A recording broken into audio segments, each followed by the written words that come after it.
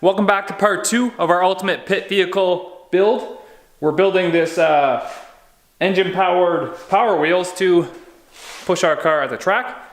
So I bought a 24-foot piece of this 2x1. It's 1/8 inch thick. This is going to be the main structure of our frame. I just laid it out here so we can get an idea of what's going on.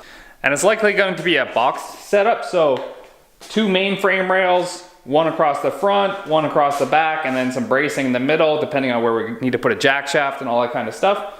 But we're just getting the main layout here to see where we can put our engine, where we want to chop this down in the middle, how far we want to extend it, and where our axles and wheels are going to go. So I guess first things first is we need to establish a wheelbase. So I'm going to cut this down the middle the best that I can. I'm going to mark it evenly on both sides, I hope.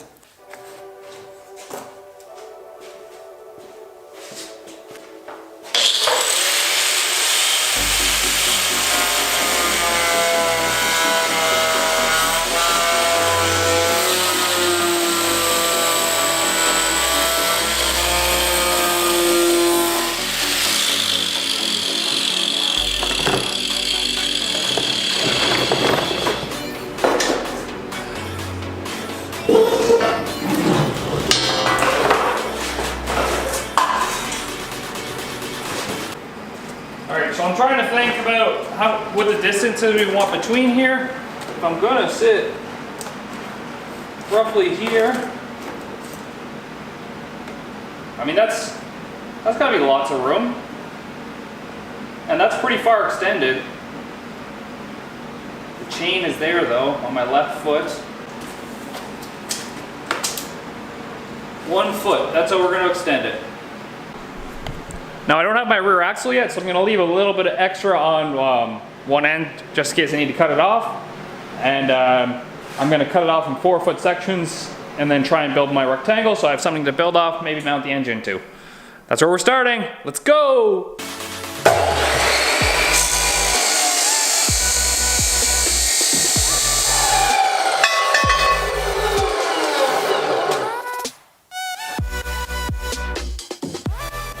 I know our axle is 32 inches long, which is like 1 inch over both sides of the table. So I know that our hubs are like roughly 2 inches wide.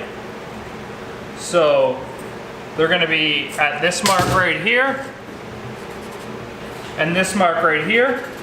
And then our wheels have an offset of 2.5, so they're 2.5 inches in more than that. Which means our frame rails have to go inside of these lines on the table here.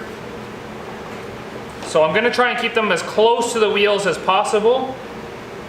And that's where our bearings are gonna be, because they're gonna be attached to the ends of these.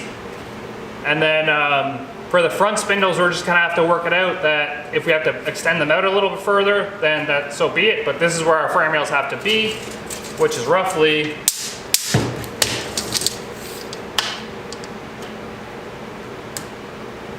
a maximum 22 inches apart, but we'll probably go 21 or 20 inches. 20 inches to be safe, I think. Here, here.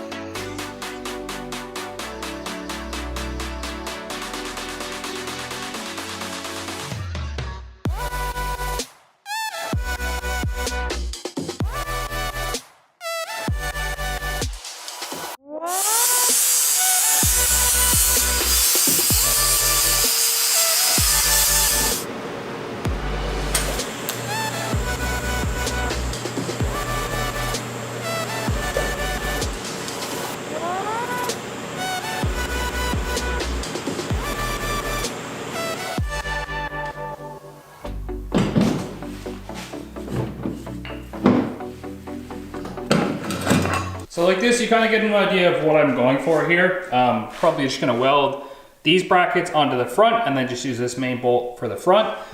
Put another plate back here somewhere and some brackets to hold the back of the engine here. There is a third motor mount on this engine and it's up here. I highly doubt we'll use that one just because how hard it is to get to. Obviously I'd leave some room here because the axle has to go through a brake disc and a sprocket and I'm not sure how long I wanted these. So I left some length on them so I can actually cut them to the length I want them to.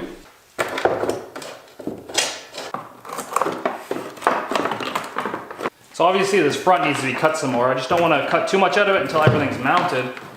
So I know exactly what I can steal from it. Because it's kind of flimsy as the way it is now. I think we should mount that engine next. Oh, there's a big smudge on my camera. I wonder how long that was there for.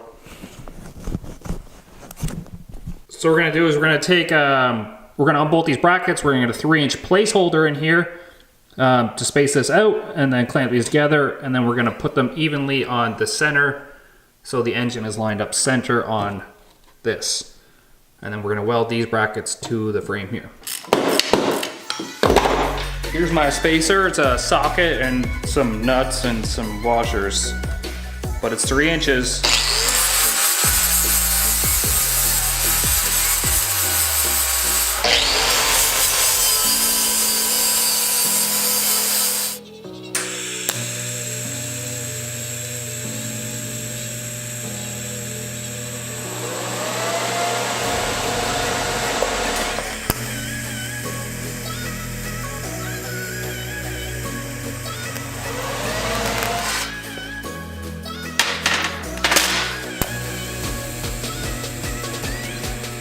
All right, I guess we'll see if our engine will bolt up here before we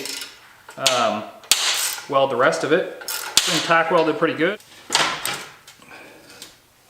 It's like a glove. I ended up changing my mind on the setup here. I put this bar flat, but I'm going to tilt up the whole frame to build my brackets like this. The main reason being that sprocket is going to have to go to the back, and if I had it like this, the sprocket, I think, would sit too high, and my jack shaft would have to be high here. And then, along with the rest of it, it's gonna have to be really high. But if I put it like this, I could split the chain over and under the frame. However, the engine's gonna sit down below the frame a little bit here, which isn't gonna be an issue because once the frame gets flat again, then the engine's gonna tilt back more straight up. It might affect the oiling a little bit in it, but I'm not too concerned. It is a dry sump system, so it's gonna pick it up in the bottom regardless.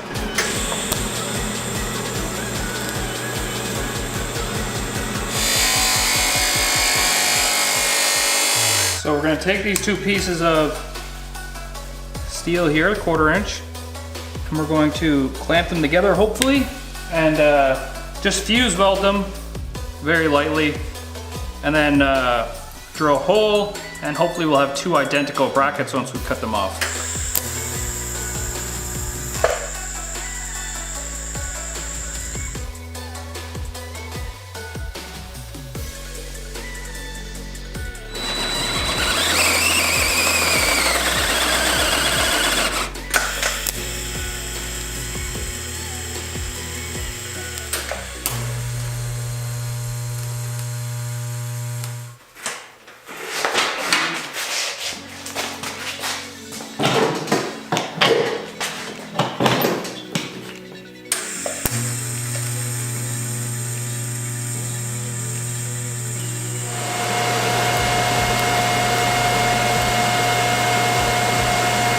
So I'm actually just going around and I'm fully TIG welding the tops here.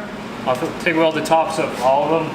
Maybe not this back one because I don't know if it's going to stay here, but definitely the front where all the engine mounts and everything are. I'm going to finish welding up these and we'll have everything really solid in the front anyways. And everything should have enough tacks on it that it shouldn't distort on me now, but who knows.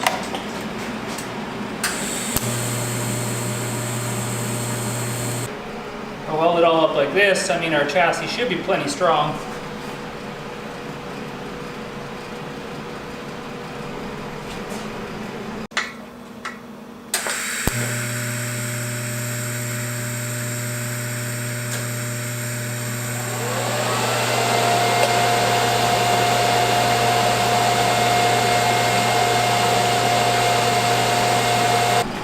Got it all welded up for now. Made a couple nice welds in some places.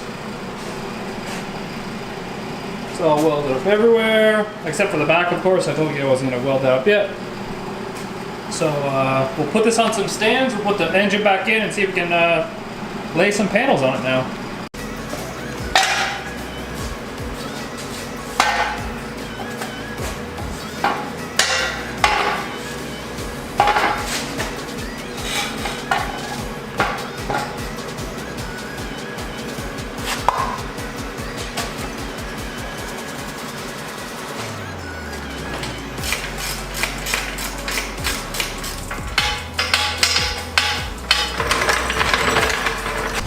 Here we go, our engine's bolted in, our brackets are in the front here, our tabs in the back. I mean, it's the start of something, right? And that's roughly our gap of how much 12 inches is extended here. It looks as though as the front fenders can come up a bit here. The back ones look pretty decent where they're at. See if it breaks. You could even get away with sitting inside this thing. Oh yeah, tons of room. I can even make this a bit shorter. But I don't want to. I like it being a bit long. That way fat people can get in it. It's going to be a lot lower than it's sitting right here because the wheels are only 13 inches big. For comparison, these are 11-inch wheels. Have I gone crazy? This is roughly where everything's gonna sit here. Oh man, my lens is so dirty. I'm so sorry guys. The whole video is probably like that. This is just roughly on there. It really needs to be cut out some more. And the back isn't really exactly where it needs to be either. How much clearance there is inside. So we're probably gonna run a chain from here to here to a jack shaft. Somewhere around this area right here. To gear reduct it, so it'll be small tooth to a big tooth. We'll have to run like a guide right here, some sort of chain guide, or I mean a chain guard. And then it'll come over to another small gear, which will go back to another big gear, so it'll reduct again. Because I think this is a pretty small tooth, and then this one's a pretty big tooth. And we want to get sort of the same result as that. And then our shifter linkage is down there, you can see it. We'll have to extend that out and then just up with like a lever for your hand right here with a clutch on it or something. It'll work out fine. That was the easy part right there, building the main structure of it. Everything that comes after this is gonna be a bit harder, but I'm literally just your average guy in the garage. I don't have a lot of tools. I didn't have a drill press. I don't have a tubing notcher or all that stuff. I have basic hand tools and a TIG welder, but that's because I wanted a TIG welder. You could do it with a MIG welder super easy anyways. But that's that. Peace easy, boys. Get that V. I mean, yeah, I did that right. Bye.